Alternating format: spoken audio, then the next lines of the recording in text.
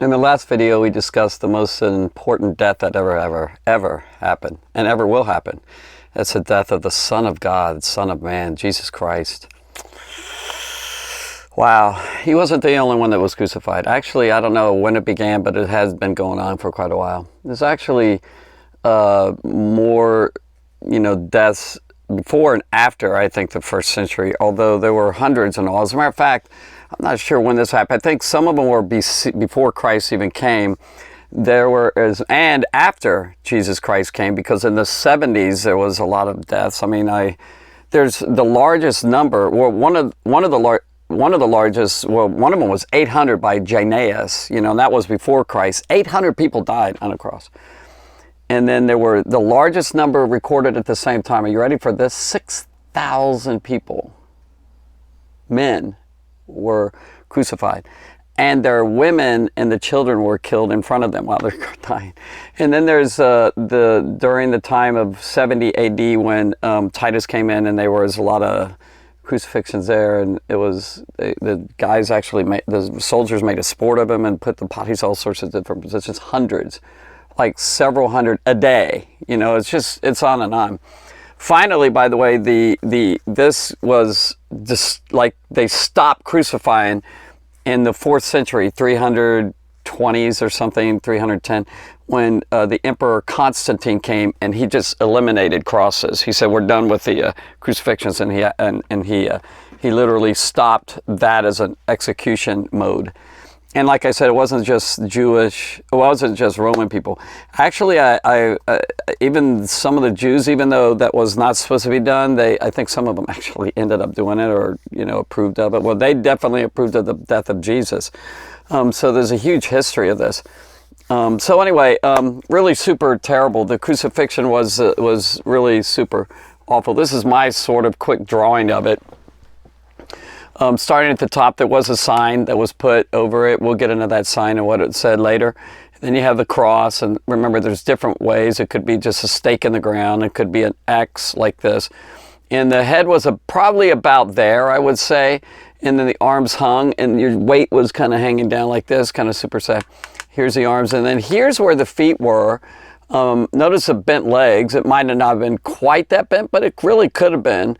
And there were, in the 1st century, there were, I don't think, I've read a little bit more, or a lot more, and there was no platform to stand on, even though right here, right where that's going, where they could sit, there, sometimes they would say, we'll put a little seat there, protruding a kind of a stake or a peg, and they could sit there. But the weight of the body was hanging there. So yeah, it's really super sad. But I do want to emphasize the fact that a lot of times we see paintings and pictures with a huge long cross, and they're looking up there. No, they had what's called a low cross and a high cross. The low cross, hold on, I'll kind of show you how tall usually they were. It was 10 to 18 inches. Let me show you with this. Here's how, this is 10 inches. Meaning, I'll tell you what it's saying. So the feet were right here. The foot was right here, and then the ground was right there. So that's how close it was, literally, to the ground. It was really low, and they could be right there talking to them or whatever. And then it went up. The low cross would go up to about 18 inches, which is what, 1.5 feet or something. Oh, let me do this right about there. So so if this is the ground right here, the feet would be right about there, and then the body went on up. So that's not very long.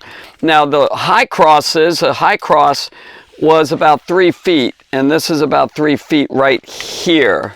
I don't know if you can see this right here. This is 3 feet. So the feet would be here, and then the feet would be here. Can you see this right up here? So if I were to stand up, you can't see my face. It would be right about waist level right here. That's how high. So the feet would be here and up. So it was pretty low to the ground. Just something else kind of awful and really sad that sometimes they would let the body just stay there and animals just attack. Oh, I'm sorry. Really, really beasts and everything. So, wild dogs and all that. But so that was awful and horrible. But anyway, there's that. where are we? Okay, so it says they crucified him, remember? And this translation says, and they crucified him, 4 words. And then the other one had 5, but it means the same thing. And then the next thing is about what happened is something about this. This is an actual full book that has movies on it, at least one big movie. Oh my goodness, I love that movie. It's so great. But it's called The Robe. The whole book was written, and it became a very, very, very famous book right here. It's a novel, it's made up, but it was about the robe of Jesus, and it was pretty interesting. Even a whole book was written about this one verse. And the robe, what he wore, they literally took their clothes from the person who's being crucified. At least in the Bible, what happened is the soldiers, there were 4 soldiers and 1 centurion. In other words, he was a leader, and then you had 4 soldiers there who were guarding there. Why were they guarding? Because they didn't want the people, his friends and all that, to try and take the criminal down off the cross, so they would just wait till the person dies. Which, by the way, is another proof that Jesus literally died, because there's a theory out there, it's called the Swoon Theory, that maybe he just fainted, he really didn't die, and then he was put in a tomb and he came back to life, and he came out of the tomb and he was resurrected. No, he died. They made sure of it. So the soldiers were right there, and they would sit down and they would have a rotation thing that would happen to make sure, maybe they're just talking, or sometimes they're bored and maybe they probably brought dice. Now, I don't think it was this type of dice. We don't know how they drew lots, but they actually took the clothes, and some say this is kind of like regular. I mean, it was normal that they took the clothes, and that's part of their payment for the Romans. Whatever that criminal had, they would take their clothes. Here's the things that people normally wore in that time period in the 1st century. They had a headgear here, which they would like wrap their head or something, a turban type thing. By the way, women had a headgear that went down sometimes to the waist in the back, and the men wore a shorter one here. But there's a headgear, and then they would have outer gear, and that's called like a coat, a cloak. There's different words for it, but they would have like a robe. Okay, so the robe a lot of times would go down to about just under knee level. In other places, like in Greece and all that, it would be above, like in the mid-thigh. But in that time, they would go down there, or all the way down to the ankles. And so they would have a robe on. So Jesus had a robe. And that's where that book right here came in, The Robe. It's pretty interesting. Awesome movie and book. But anyway, we have an outer garment. Then you had an inner garment, like a lightweight. And by the way, the outer was like wool sometimes, or linen or something. But inside it was a lightweight, kind of like a t-shirt type thing that either went to the maybe sleeveless or a little short sleeve, or even all the way down to the wrist. But it was an inner garment there. And sometimes that would be a one-piece bodysuit sort of thing that went down all the way to the ankles. That's the inner garment. And then you have what's called a girdle or a belt right here. And sometimes it was thick, and that would kind of tighten up the robe around you so it's not too loose.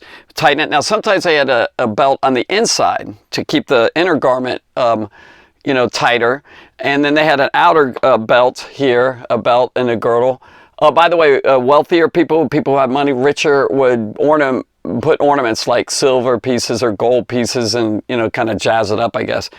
And then you had at the bottom sandals, and it was kind of a leather type thing, and it wasn't like thick sandals unless you're richer. It came over your heels and covered half your foot and all that, but it was almost not like flip-flops, but they had straps around there.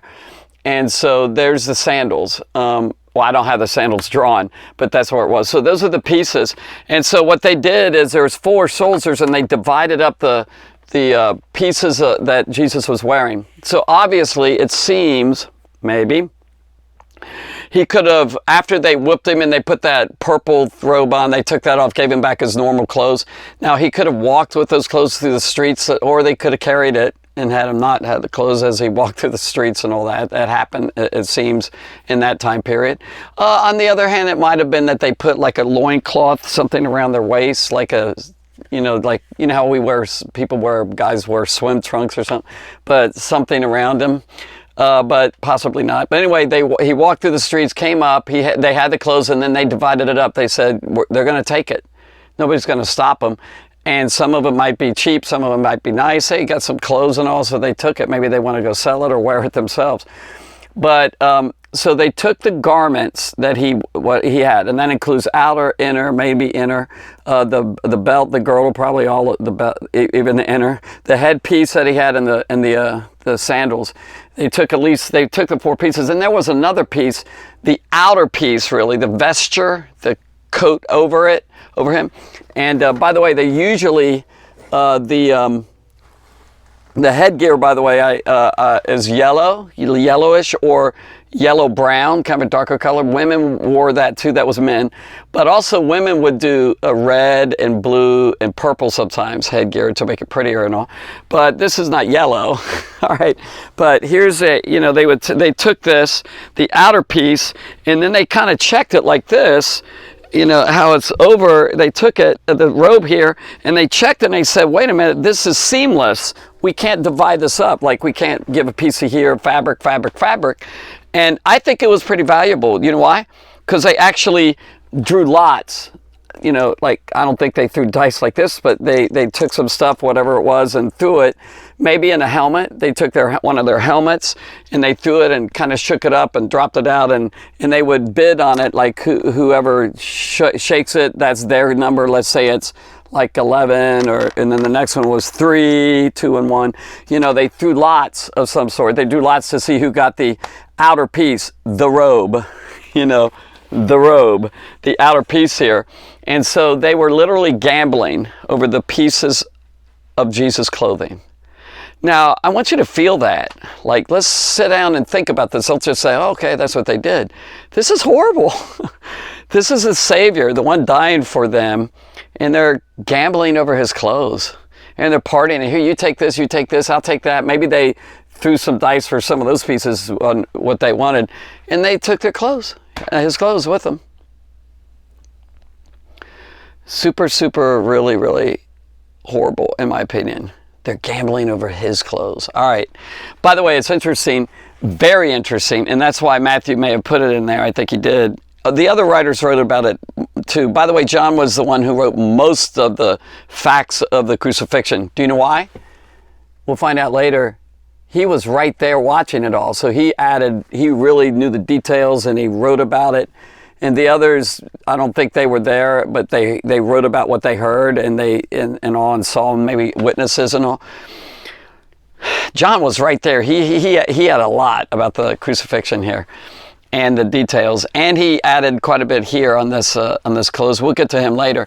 It says, and they crucified him and parted his garments, casting lots, that it might be fulfilled. Now, this is remarkable stuff.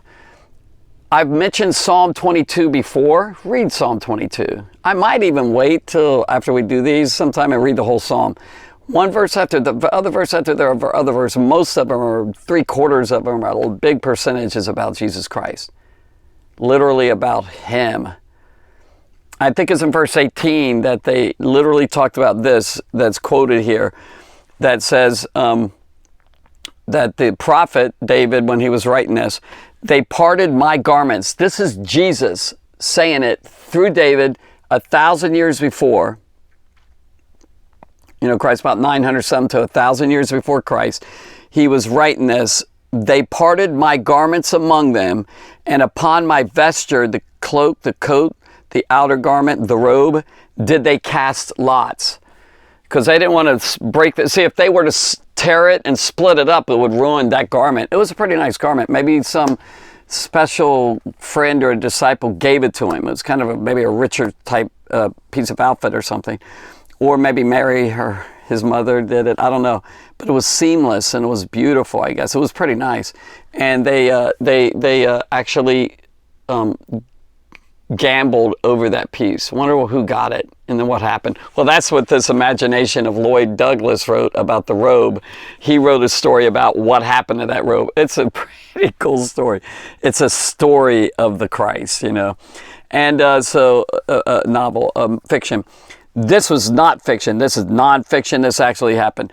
And they crucified him and parted his garments, casting lots, that it might be fulfilled, which was spoken by the prophet. They parted my garments among them, and upon my vesture did they cast lots. The next verse, by the way, I will say that one. And sitting down, they watched him there. Okay, so they sat down and they were watching him, especially with shifts. I don't know how long they were going to be there. Like, did they do it for days, or they finally like go once a person dies? Well, once a person dies, they don't need to. But for him, it wasn't long. We'll get into the timing of that and what happened. But, you know, I don't know how long usually they waited. Sometimes people actually did get to take off the bodies of the crosses because Josephus actually saw three. He happened to come upon three people being executed. He went to Titus and asked him, can I take them off? They were still alive. And he said, yeah, go ahead. Two of them died and one survived out of that. So maybe after a while, soldiers say, I think they got enough. But usually they waited till they died. And he got permission from Titus, the general, at that time. This is like way later, in the 60s and 70 AD period. So this is pretty incredible here. Trying to think, there's so much here that I could share. I think that's good. So anyway, very, very cool stories. Well, cool in the sense that Jesus Christ did this for us. The Bible says, curses everyone that hangs on a tree. And that's in Deuteronomy. And then Paul mentioned it in chapter 3 of Galatians. And he said, curses everyone that hang on a tree, that the blessing of Abraham might come on the Gentiles through faith, by faith through Jesus Christ. Jesus Christ really died for us, and he was crucified. And God bless you for listening, and God bless him. Thank God for Jesus. Amen.